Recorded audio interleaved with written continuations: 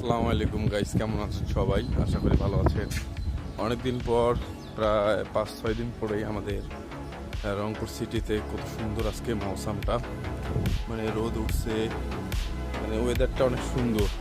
আর কি বলবো, কাপড় নাড়ি দেওয়ার যে পরিস্থিতি, যে ধুম লাগছে। যদি আকাশ খারাপ হয় তাহলে আবার কাপড় নিয়ে দৌড়াদৌড়ি লাগবে। দেখেন, কোনো জায়গা বাদ নেই, একটুকু জায়গা বাদ নেই।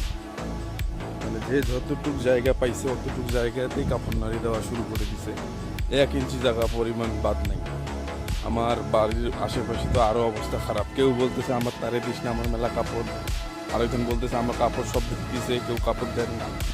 মানে এইভাবে চারিদিকে কাপড় জমে জমে একদম মানুষের পরিস্থিতি খুব খারাপ। কারণ বাসায় ভিজা কাপড় সব পালা লাগিয়ে আছে, শুকার কোনো অপশন নেই। রোদেরও দরকার, বৃষ্টিরও দরকার, সবই দরকার।